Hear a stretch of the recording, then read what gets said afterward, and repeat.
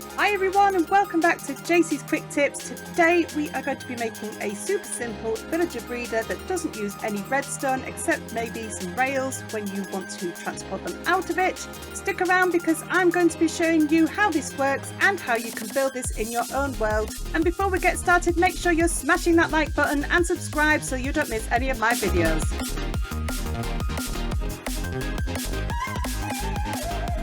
So what we've got here is a great big box with a farm in the middle, some fences to keep in the villagers, and a water stream for the babies. They can then be collected in this corner here, either using a minecart and rails, or you can use a boat. So for villagers to breed, we need at least 2 of them. Oh, not a nitwit though. That solves that problem. 2 regular villagers. There we go. They need workstations and they need a ton of beds, and the beds are situated underneath, out of the way. If we create farmers with a couple of composters and give them a farm to work on and collect food from, they will then toss that extra food to each other and the food allows them to breed. Now at first it may take them a little while to get enough food in their inventories, so if we give them a little help by throwing them some carrots, when they finish working they should start getting very interested in each other and we should start seeing the hearts flying above their heads. There we go. And there's the baby. So now that we've got the baby and the villagers are breeding again, what we want is the babies to walk into the water stream. So over here, and it doesn't look like they're going to do it straight away, but they will. On the side of these blocks here, we've got some trapdoors. Mobs will see this as a solid block and try and walk over it. You're teasing me now, aren't you? You're running right to the edge. Seriously guys, I'm trying to do a tutorial here.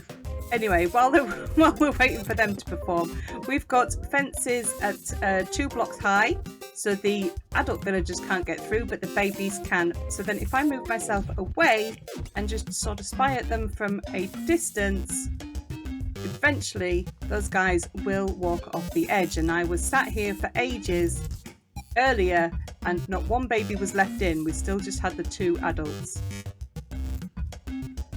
There we go, finally.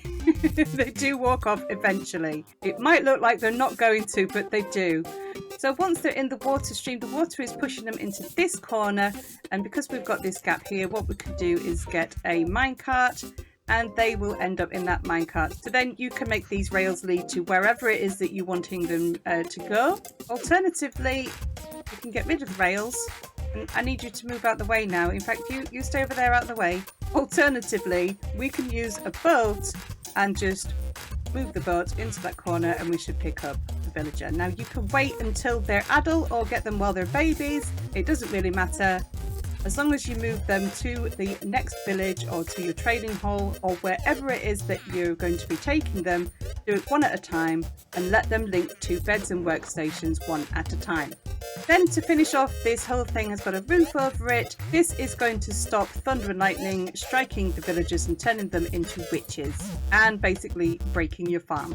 So now that the demonstration's over, we can get on to the tutorial of how to build this thing.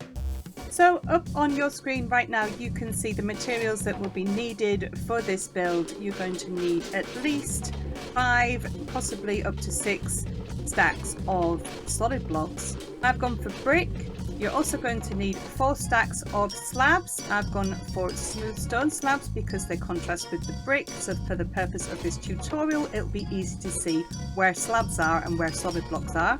We're going to need a stack plus 17 blocks of dirt, because the farm that we're going to be making is a 9x9, which is 81. In fact, you can call that 80 blocks because we'll knock out the center one, place the water.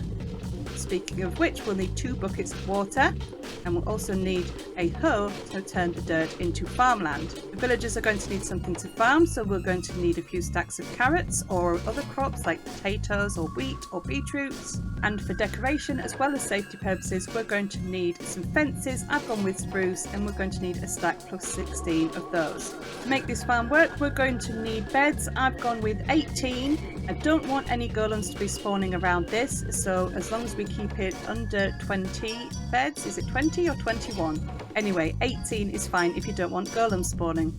We'll need 2 blocks of glass just so that we can see the babies at the end and make sure that we've actually got villagers to pick up out of the farm. We're going to need 2 composters so that the original 2 villagers turn into farmers. We're going to need torches to light the place up, and we're going to need 9 trapdoors. Any trapdoor is fine. I've gone with spruce again, but we'll need 9 of those just to line the edge of the farm so that the babies walk off the edge. Lastly, to actually get the villagers out of the farm, we're either going to need some powered rails and a minecart, and something to actually power the rails like a lever, or you can use a redstone torch or redstone block. Alternatively, you can just pick them out using a boat, like I showed you previously. Now that we know what we need, let's get on with the build. So what I have here is the footprint for this build. The orange wool represents where the solid blocks are going to go, and this area is 13 blocks long by 11 blocks wide. The blue represents where the water stream will go, and the yellow represents where the posts for the roof will go. So I'm going to start off with my solid blocks, and I'm going to create a wall all the way around the edge of where this orange wool is. Then we can fill in the whole thing with the solid blocks. And once you get to the water stream, we're going to leave a gap of 3 blocks and then fill in the rest of that. That way we're going to create a step effect, otherwise the water isn't going to reach all the way from one end to the other. So the first layer of your farm should look like this. On the next layer, we're going to leave space for the beds. So if we count 4 blocks from the opposite end of where the water stream is, so 1, 2, 3, 4. On the 5th will be the start of our next layer. And this is going to go all the way up to the edge of the water stream and run all the way along the length of the farm. Then we're just going to fill that area in because we don't want anything spawning in there and getting stuck. Then we can grab our beds and leaving a gap at each edge, which actually means that this should be 5 blocks in, not 4. Apologies for that, guys. So let's just take those out there. Leaving a gap at each edge, fill this area completely with beds. These can then be surrounded with the fence. Make sure that nothing gets in there. Then for the next layer of this build, we are going to create the farm area. This is going to be 9 by 9, and we're going to start 1 block in from the edge. We're on the same side as the water stream, and this is going to be 9 blocks across. So we need to leave a gap at each end, and then we can go 9 blocks along, 7, 8, 9. And once again, you're going to have a gap on the outside. Then just completely fill this in and make it a solid square. Once you've got that in place, we can find the center square by counting 5 blocks along. 1, 2, 3, 4, 5, and then 5 blocks in. 1, 2, 3, 4, 5. This is the center. We can place a bucket of water right there. And then on the top of that, we can place a slab. Water is still there, but we've got something we can walk on or place blocks on, which we're going to do now.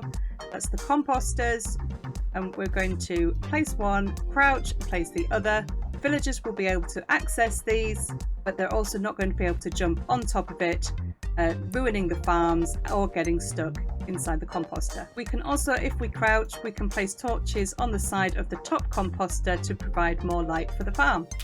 And before we get any further with this, we should probably just hoe the whole thing so it's farmland, and then we can plant the carrots and they can be growing ready for the villagers when they're here. So we've got a full farm there, the carrots are planted, we can start building walls around this thing. So if we come back to the front of the farm with the water stream on the left, we can use the farm blocks as a guide. And next then we need to be building a wall 2 blocks high. And this wants to be the exact same all the way around, except for the side where the villagers are going to fall into the water stream. We'll leave that open. We're also going to extend these walls over to the ends of the water stream. And then this wall was going to just be 2 blocks high, but I've just looked over here and this guy's just really smugly sat on the top of this wall. So we're going to make this 3 blocks high. So 3 blocks high along the edge of the water stream. So your farm should be looking something like this. Then we're going to go to the corners of each farm, and diagonally from the corners of those farms we're going to build up another 1 block, and on the water stream side in fact we can come up another block all the way along. And once those posts are in place, we can build the fences in between each of these posts. When you come to the water stream side, you're going to do exactly the same thing, except that there's only going to be air blocks underneath. This is the gap where the babies will be able to run out. Next, we can fit the trapdoors, so placing them on the edge of the block and then closing them so that the babies actually fall down. And place them all along and then close them all. Then we need to top everything off with slabs so that these are non-spawnable blocks, because we don't want zombies and things spawning in here.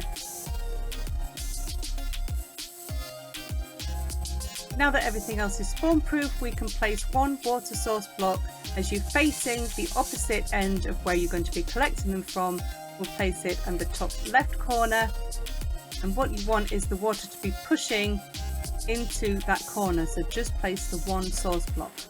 Now we can start thinking of being able to take villagers out of the farm, so looking at the front of the farm with the water stream on your left, come to the bottommost left corner, one block up and one block across. We can do 2 gaps there, put the glass so that we can see inside, and then one more block along from that glass we can create a space that is 2 blocks high and just bring it to the edge of where these beds are going to go. In fact, let's put that one back.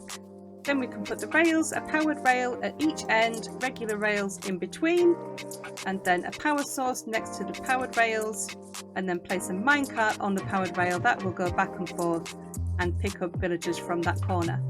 So I adjusted the one that I built earlier, and no more of the guys seem to be escaping now, but we need to test the one that we've just built. So let's go ahead and reset. Yeah, that's a better word than kill everybody.